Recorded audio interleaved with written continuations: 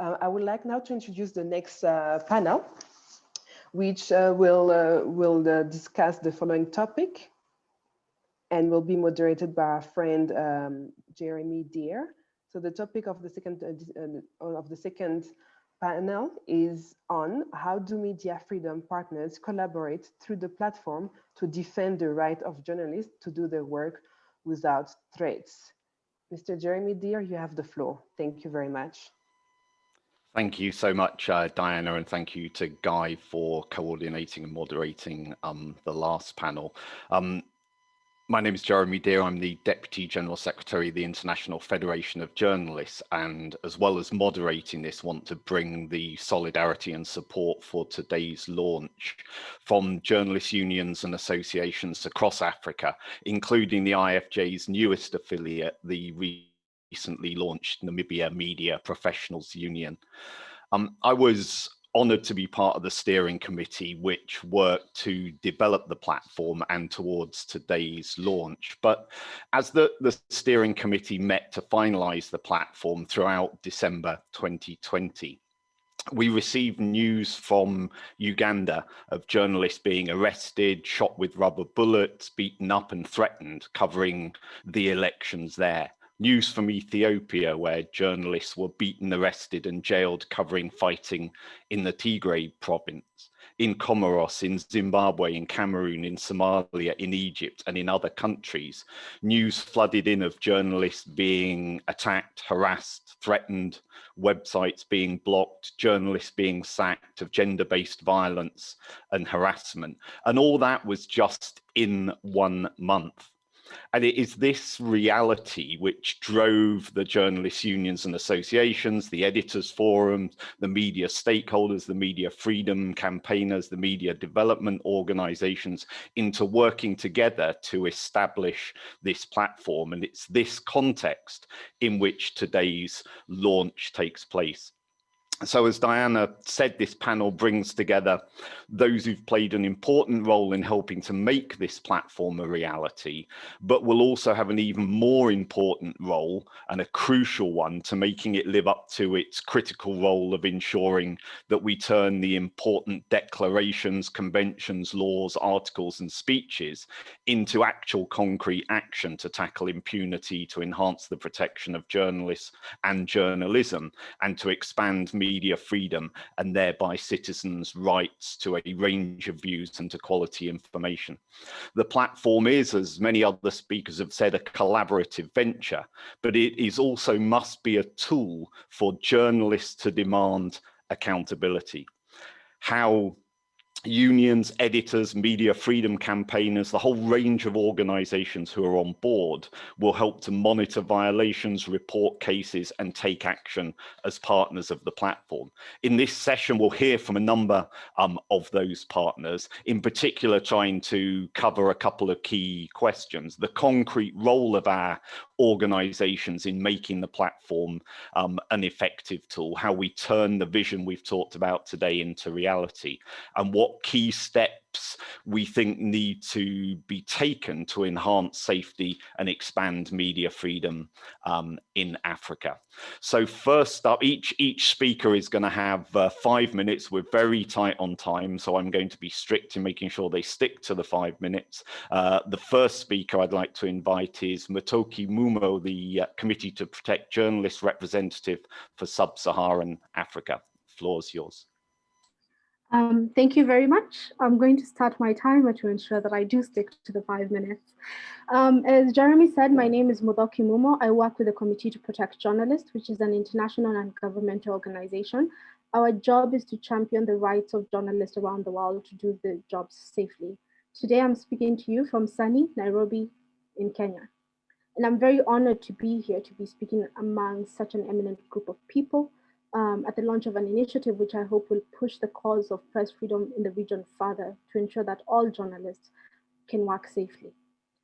So I would just like to begin with a bit of a reflection. 2020 was a grim year for everyone, but particularly for journalists. As Jeremy has already pointed out, journalists were operating in an increasingly harsh environment. They faced difficulties covering the pandemic, and in some cases, they were imprisoned in deplorable conditions despite the pandemic. However, I would like to borrow from one of my colleagues who recently said that the experience of 2020 also made it more evident that vigorous solidarity, defying geographic and linguistic divisions, remains one of the best tools we have for defending the fourth estate across the continent.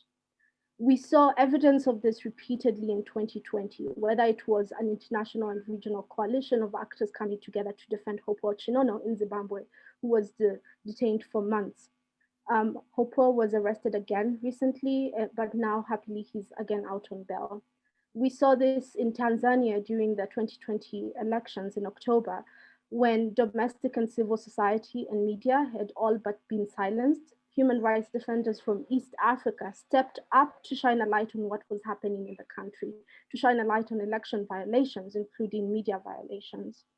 We saw this with the Iwachu journalists in Burundi who were released on Christmas Eve after more than a year in jail. The organizations and media community in this region was indefatigable in calling for their release throughout their imprisonment. So all of this, and more recently in Uganda, which Jeremy already spoke about, when the internet was shut down during the elections, news continued to trickle out, not at least in part because other organizations in the region stepped up to assist their colleagues, whether that's tweeted on their behalf, telling the story on their behalf, or even in some cases taking over at least one journalist's Twitter account. So all of this is to highlight that even though we operate in grim environments currently, this kind of solidarity and collaboration is essential. It's the best tool that we have. CPJ bases its work on research, and this is what we use to provide a snapshot of obstructions of against press freedom around the world, and to call for journalists to have an environment. In this, we recognize that there is immense power in this type of solidarity and collaboration. And this is why we welcome and we're very happy to be part of this launch for a digital platform for the safety of journalists in Africa. And we hope that this will be a space where we can harness and direct our resources for the benefit of the press all over the region, where we can learn from each other, but a place where we can also speak with one voice to champion the rights of journalists to do their jobs, essentially keeping the public informed without fear or undue restrictions. Jeremy, I think I'm under 5 minutes, so I can take questions. Excellent, thank you for that. I'll maybe come back with some questions at the end if we have enough time to do that. I'd now like to invite Edetaen Ojo, the chairman of the African Freedom of Expression Exchange, to speak. Edetaen. Thank you very much, Jeremy. Let me see whether I can match Mutoni's time. So for me, there are three things I would really like to propose as being of critical importance in enhancing our collaboration. And these are coordination, standardization, and solidarity. I think that the media freedom organizations that are partners in this project would require effective collaboration, effective coordination in order to optimize the potential of the platform. They would need to, therefore, seriously think through what kind of coordination mechanisms they need to put in place for this purpose. The large number of partners obviously bring different strengths and competencies to the table. Not all of those strengths and competencies will always be required to the same degree in every situation. So I think that we have to look at the different situations and what might be required. In some situations, for instance, I think some partners with the most relevant strengths or competencies for whatever action is needed at that point in time may be required to play a more prominent or more involved role than others.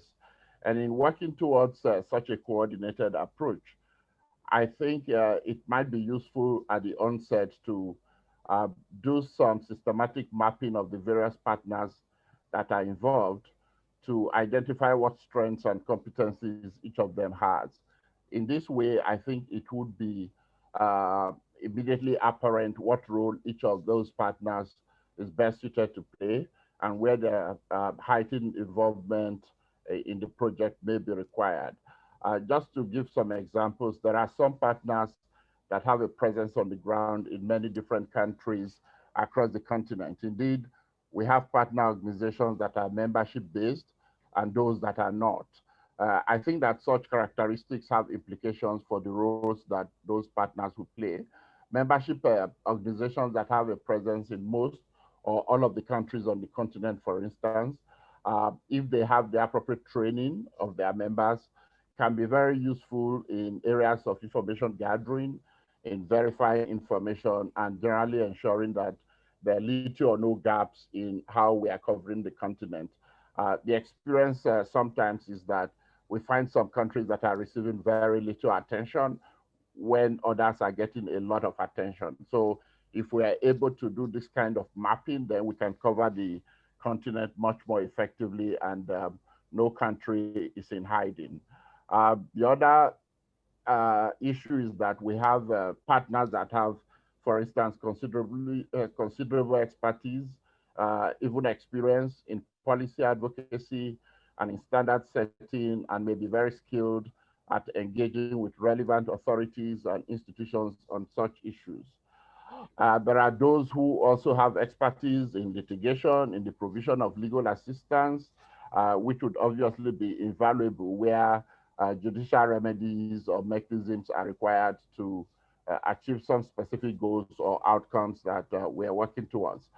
Some of the partners also have technical competence in operating in the online environment and can therefore ensure that there's also effective coverage of the online and digital dimensions of these issues.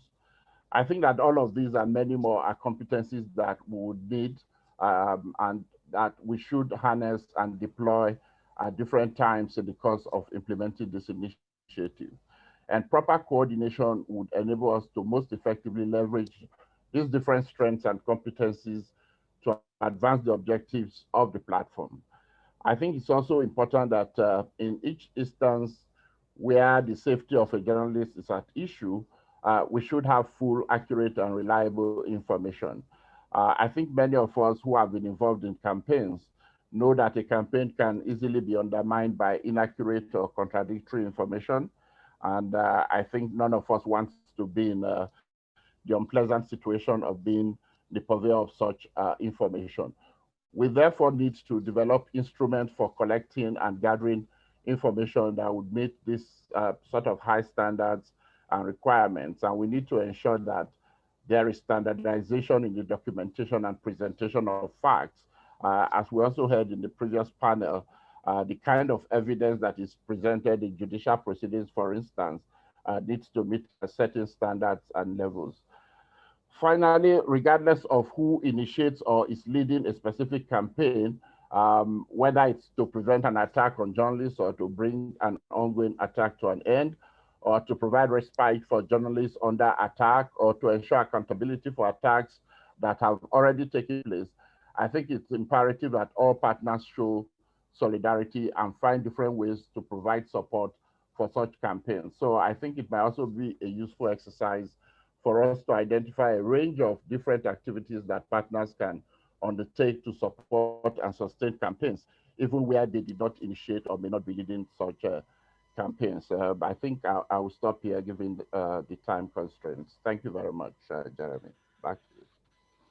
Thank you so much for those comments. And I think you touched on some really important issues in this, the solidarity and collaboration. We've tried to develop this as a genuinely collaborative venture. We have a draft governance structure that will give equal rights to all the partners, and that there will be, as you say, the ability for each of the partners to play to their strengths. There will be a number of working groups on different issues and different ways of developing the work, that different organizations may want to be involved in all of those or only one of those where their strengths are, and that each will have separate chairs that enable them to work with like-minded organizations with the same kind of skills to develop the different areas of work. But the mapping and the training are both things that we have thought are important steps to take once this platform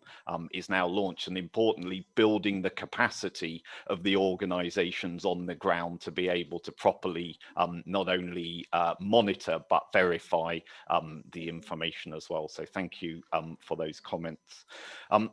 I'm now going to pass on to Moses Opiyo. Sorry if I pronounce the names wrong, the Regional Portfolio Coordinator for Article 19. Moses, are you there? Yes. Great, I'm here and you pronounced it right. So I'm Moses Opiyo, Country Program Coordinator based at the Article 19 Regional Office here in Nairobi. As you all probably aware, Article 19 is an international organization that works globally to defend and promote freedom of expression, access to information, freedom of association, freedom of assembly. As part of this work, we seek to promote safer environment for journalists, as we believe that they're engaged in frontline of promoting freedom of expression and freedom of the press. So therefore, we are greatly honored to participate in the development of this platform, but also in this panel discussion as it enhances collaboration, as occasioned by the institution of this platform. So this is a welcome moment for us, and we are greatly honored.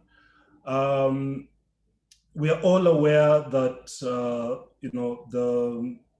a lot of the institutional collaboration in the continent on safety of journalist issues are ad hoc and informal. There aren't many similar regional platforms as this on security of journalists, at least none structured in the manner that this one is, the one we are launching today. So, but we also, we are aware that there are global platforms that include data from Africa.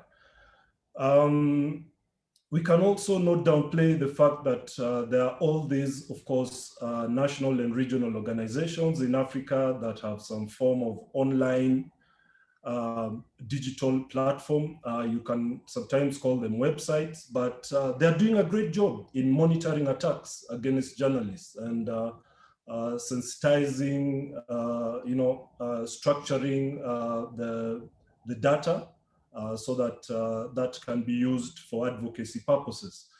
Nevertheless, I think joining efforts like we are attempting to do today under one single platform could definitely provide more leverage to the work that we are all doing, and therefore I think increase our collective impact. So we are engaged as an organization with many national and sub-regional organizations that that enhance our monitoring capacity and provide national and regional data on safety of journalists. But there also exists, we are cognizant of the fact that there exists also online social media platforms used for gathering informations and alerts and mobilizations around specific cases of attacks on journalists. And we think that these are also platforms that can have relative effect on, of course, alert generation and mobilization. So we welcome the fact that this platform borrows selectively from several international initiatives, formulation.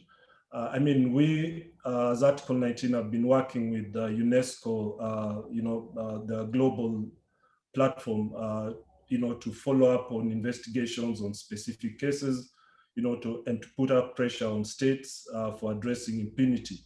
So the issue of ability to scale up on safety on journalist issues to state actors and regional and international mechanisms, as we've had from the speeches before here. Especially to address state impunity becomes important. And this, in our view, requires collaboration. So it is important too that, we also recognize, the Council of Europe platform works in collaboration with civil society organizations, so that there are collaboration right there. And, I mentioned this because we as Article 19 are partners in that platform and we cooperate in that. And we would like that kind of cooperation emulated through the enhancement of AU institutions and platforms within this initiative. So, we would like, for example, if the special rapporteurs, the mandates are all embedded quite formally within this initiative, so that then we can get some traction in terms of following up with duty bearers and state actors. We're also cognizant that there could be enhanced, we could further enhance the collaboration and dialogue between especially international expert organizations such as ourselves and the ones that are apparently constituting these initiatives, and the grassroots kind of downstream organizations, especially on how to optimally leverage on each other's strengths and opportunities within such an arrangement. So the issue of inclusion of downstream partners is also very important for us within this kind of initiative. I don't know if Thank you very much for those comments, and you're right, we can have as many international experts as we want involved in this, but unless on the ground journalists, media freedom campaigners are collecting the data, monitoring the cases, helping to make this platform a living, vibrant tool, then the international experts can do nothing and contribute nothing. So I think that collaboration, that experience of working in other forums that you've talked about is also very important. Let me turn now to Rashweat Mukundu, the Regional Director for Sub-Saharan Africa for International Media Support. The floor's yours. Thank you, Jeremy, for having me. And just a small correction, I'm the Regional Advisor. Let me thank the organizers of this platform, and also to share the same view with my colleagues Muthoki, Edetaen, and Moses, that this is a welcome initiative, more so that this is a multi-stakeholder approach, which is going beyond the media sector, but also to include and involve multilateral African bodies, the Africa Union, the Africa Commission on Human and People's Rights, and others. International media support works mostly in conflict and post-conflict countries, and we've often seen the full brunt and negative impact of attacks on the media, which has the effect of not only silencing silencing rather journalists, but also silencing the rest of society. We place a lot of value in the capacity of our local partners in the African countries that we are working in to be able to monitor, report, and publicize media and freedom of expression violations. So this platform is welcome in adding value to the work that is already ongoing in many parts of the continent, but also to immediately note that there is a lopsidedness in terms of the capacity of African countries and African media civil society to monitor and record and publicize media and freedom of expression rights violations. So in this regard, there is need to reflect and build the capacity of African media networks to enable them to contribute to this platform. and more importantly, to take ownership of the post-reporting responses that are needed, be it legal support, be it psychosocial support, and be it advocacy work that may be necessary to improve the media and freedom of expression environment in our various countries. I also want to bring to this discussion the role of regional media networks. It could be your Media Foundation for West Africa in the West Africa. It could be Media Institute of Southern Africa. It could be regional networks in East Africa as entry points towards the sustained actions post the reporting on media violations. Hence a need for the platform to work closely with these regional networks. And the IMS has a huge interest, and we've been working over the years in improving the capacity of regional networks so that we build not only solidarity at a continental level, but also at a regional level. We often see the necessity of regional solidarity in countries that are in conflict, where local journalists and where local media networks have no capacity or are facing limitations in terms of reporting on violations or organizing help that may be needed in the case of violations. So it is important, I think, as we go forward, that we look at the capacities of regional networks and their role on this platform. I share most intervention that if we are drawing inspiration from other similar networks, say the Council of Europe, we also need to improve the platform to be able to receive and process cases that are submitted on the platform, so that we go beyond just raising awareness, but we also look at engaging governments in Africa, and the AU voice is critical in this scenario because it has the leverage to reach out and engage our governments in improving the situation of journalists. IMS also places a lot of emphasis on the safety and security of women journalists. And over the years, we have not only been working broadly on safety and security in the continent, but also have been looking at the specific needs and interests of women journalists. So we hope that going into the future, there will be an opportunity for the platform and also the various actors involved in safety and security in Africa to look at the specific needs of women journalists and ensure that these are not left out or fall in the cracks in the many areas that we are working in. Let me end by saying that beyond the information awareness and raising of alerts on media violations in the continent, we actually need regular and more consistent engagement with the African multilateral bodies like the African Union, so that there is action beyond these reports, but that our governments actually are brought to attend or to look into media violations, both as a policy issue and also that we look at the triggers of violations in the continent and see how this can be addressed at various levels. Let me end it here, Jeremy. Thank you.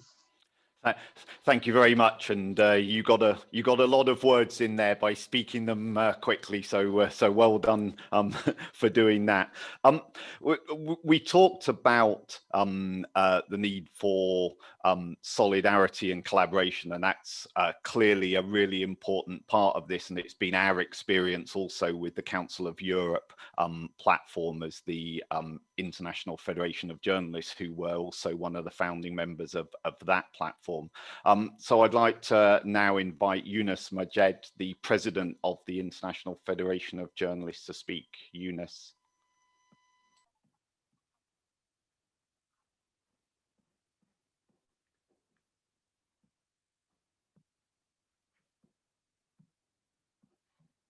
Bonjour. Good morning. First of all, I would like to say hello to all and thank all the participants of this panel. This is a very important panel And I would also like to tell you that the International Federation of Journalists is delighted to be participating in this work. Allow me, first of all, to tell you that our organization believes that the safety of journalists is a priority. It's an absolute priority. And we have made efforts to inform on violations and to put an end to impunity. We also call for solidarity, and we call for further pressure to be exerted on different government players. The IFJ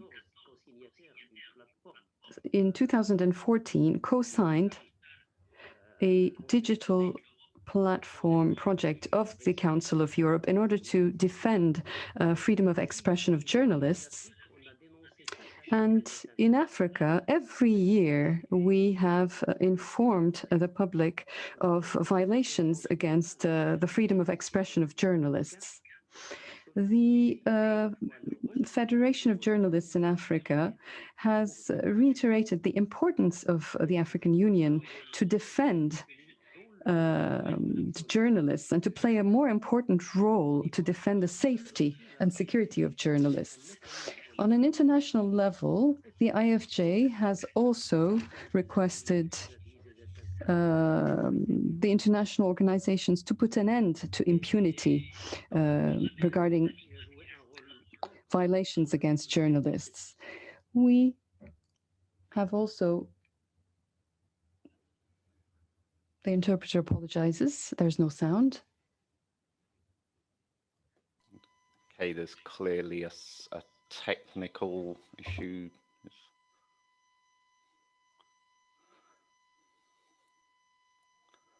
Let me give it 20 seconds to see if the bandwidth improves and we can go back to Younes. Otherwise, I will move on and possibly come back to him.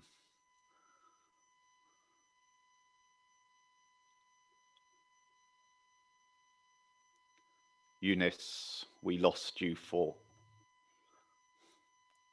one moment, but I can see you're back. So please carry on. You're muted. Yeah, okay. Ça va maintenant? Wait. Is that better? Yes, it is. So, I was saying that 30 years ago, the Window Declaration was adopted with clear principles on press freedom. Since then, a number of resolutions, declarations, and protocols have also been adopted throughout the continent, meaning that many have committed to protect journalists and defend the freedom of media. And yet, journalists in Africa remain confronted with threats, intimidation, censorship, and refusal of access to information. 6 at least were killed only last year. In our report, we published all the relevant information. This is our annual report for 2020. And we all know that more than 9 cases out of 10 of attacks against journalists, the criminals are never punished. There is no justice for journalists.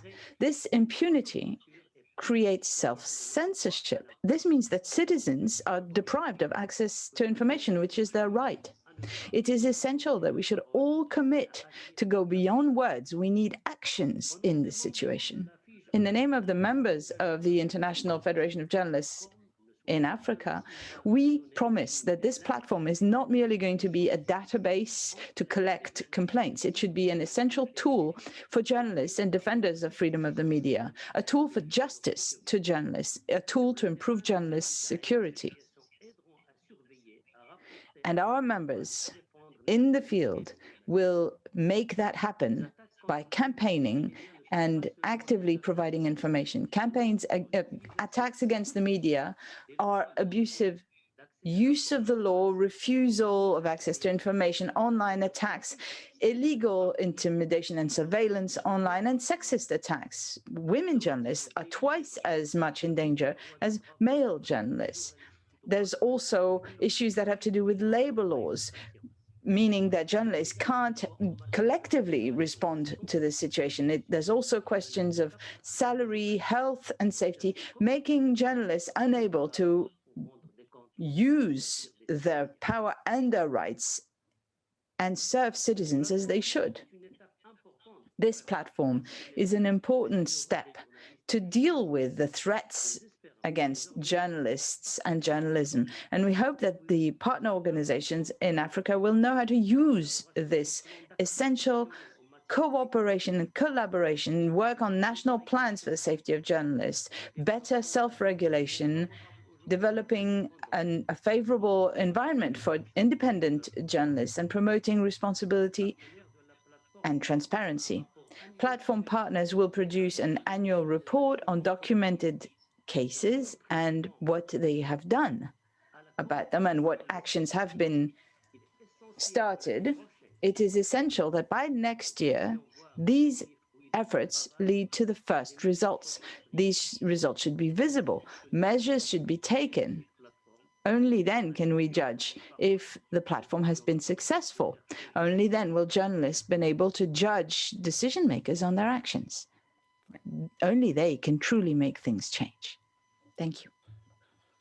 Thank you, Younes, for those words, and I'm glad we got you back to hear from you. Let me now invite Churchill Otieno from the Africa Editors Forum and coordinator of the East African Editors Forum to speak. Churchill, floor is yours. Thank you very much, Jeremy. Greetings to Africa and indeed the world from Nairobi. As been introduced, my name is Churchill Otieno, currently serving as the president of the Kenya Editors Guild, by virtue of which I've been requested to also coordinate the African Editors Forum regional caucus here. Indeed, it's a great day in journalism in Africa, and I think we must celebrate the stakeholders who've come together to help us create this platform. I have the opportunity to serve in the steering committee, and I know indeed we have a good platform coming to help us take the work forward. Just sharing 5 points which I think could help us take this work forward. I think we have a huge sphere of influence that if we activate can help take safety question to the next level. And for me, the first pillar is, as mentioned by previous speakers, the whole question around solidarity. And the way we look at it from Eastern Africa is that solidarity is best achieved through strong institutions and strong associations of journalists. We have a bit of experience with that. We've attempted some work that direction, especially with help from friends like UNESCO that have helped us create what we are calling the Eastern Africa Editors Forum, that brings together the Kenya Editors Guild, the Tanzania Editors Forum, the Uganda Editors Guild, and the Ethiopia Editors Guild, and we believe there'll be more members joining. But the more important thing for strong institutions is that it can then inspire and invite confidence from the fraternity and help coordinate them in times of risk. We've seen that many examples where that has made a difference. But not much would happen in terms of safety of journalists unless we are able to carry the public with us. And that leads us to the 2 next pillars. The first one, many times, and I think it's due to how we were trained, many times, many journalists think that a story about journalists or journalism is not a story that should be brought to the public. But we think that the opposite is actually the better truth, that the public need to know our happiness, but they also need to know the pressures and challenges that we go through so that they can help us in the journey to help make journalism safe. Because after all, critical or independent journalism, if you like, is done not to serve journalists themselves, but to serve the public interest. I think it's important that we carry the public along through our journalism by making sure that that torch is also shined on our practice. The second bit of it is peer review. How do we coordinate and help each other to push towards better professional practice? Because when we embrace higher standards of professionalism, we are then able to inspire confidence in the public that we serve.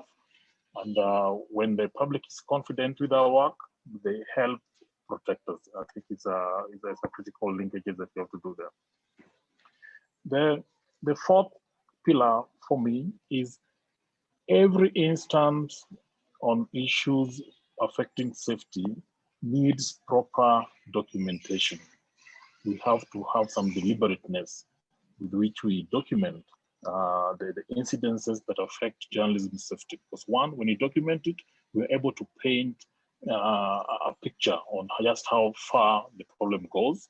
But as we move into the future, we're able to assess whether indeed it's reducing, is it changing in form or shape, or is it getting better? I think that's very, very useful if you are to help address this issue. And I think it helps that now we have a continental platform to help in that documentation. And I believe that leads us to the last pillar, which is due process. Working with the steering committee, I believe there'll be standards and procedures put in place just to ensure that we have a due process that speaks to the concept of verification, so that any incident that does occur can be accurately captured on the platform and therefore help drive up the trust and confidence that not just the fraternity, but the public have in this platform as a resource in taking us forward. I thank you and welcome. Thank you very much for that, Churchill, and I think again, yeah, made some very important points about the steps and the means that we need to ensure in place to make this an effective tool.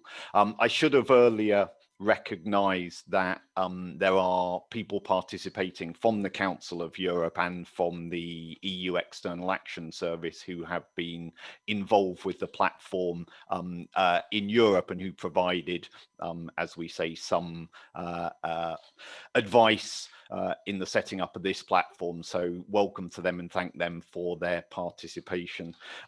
Let me pass now, we talk about the need for organisations on the ground. Let me pass now to the head of the Secretariat of the Federation of African Journalists, Louis Tomasi, to say his piece. Louis.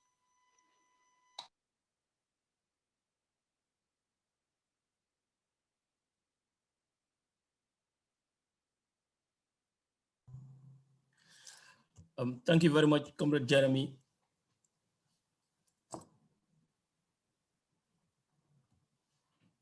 So, there you go. Yeah, thank you very much, Comrade Jeremy. Distinguished guests, ladies and gentlemen of the press, all other protocols respectfully observed. Can you please kindly allow me to start by emphasizing that the safety of journalists is a key ingredient to quality journalism. The violence, intimidation, and harassment of journalists across the continent with total impunity in most cases has silenced a significant number of journalists, whilst at the same time forcing many more into self-censorship. In fact, the COVID-19 pandemic in Africa had exposed to a certain degree the lack of commitment by certain governments with regards to the safety and security of journalists. Ladies and gentlemen, it might interest you to know that in September 2010, the Federation of African Journalists, in collaboration with the International Federation of Journalists, decided to engage the African Union Commission to deliberate on issues concerning the safety of journalists in the continent, and even issued a declaration on the safety of journalists, while at the same time tabling a resolution on the safety of journalists before the African Union Commission. Today, as we speak, there is ample evidence that there is a lot of good documentation and legal framework on the safety of journalists. However, the desired results with regards to the safety of journalists are still far-fetched. With regards to the work of the partners and this platform, therefore, I would like to highlight three main issues.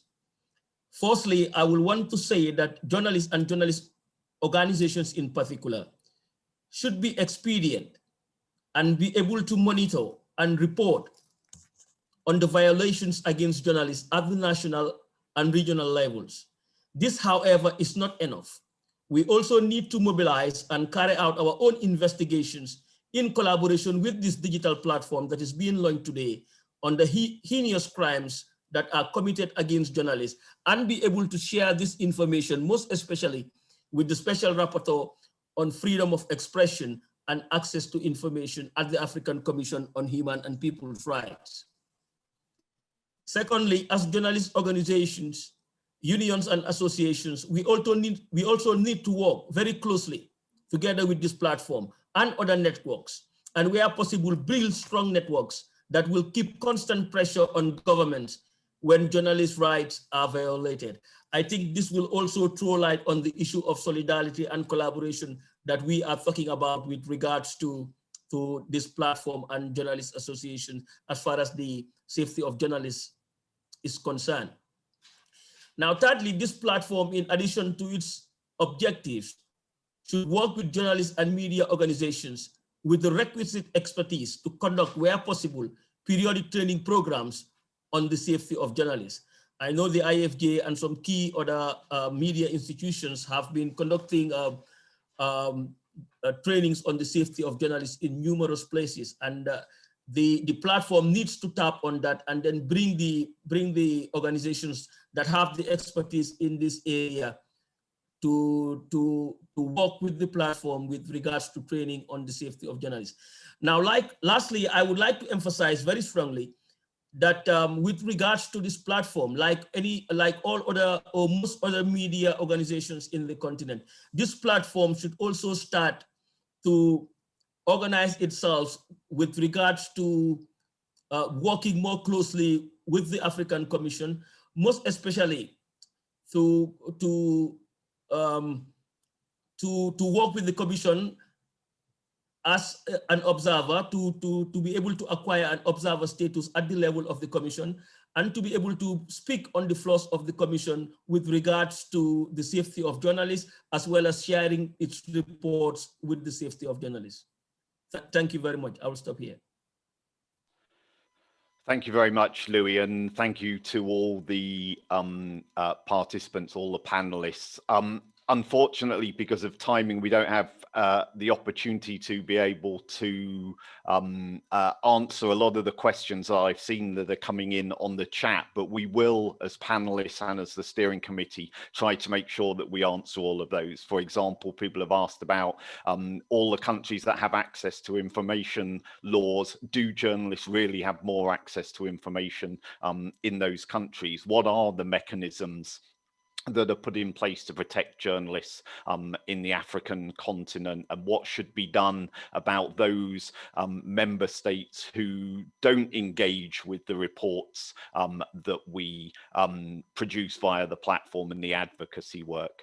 But let me just say to everybody that I'm sure you'll agree that having heard from the range of partners and the range of organizations that are involved in this platform, that we can have confidence that there will be a very strong advocacy on behalf of journalists and journalism in making sure that we better hold member states to account when there are violations of journalists' rights. And it's on that basis that the success or otherwise of the platform should be judged. So thank you again to all the panelists, and let me now hand over to the MCs.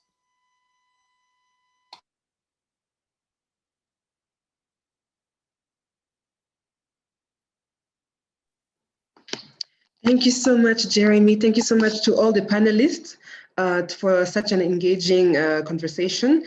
We will, yes, because like Jeremy has highlighted it, we do not have much time left, unfortunately, but we've taken note of all the engagement in the chat section, and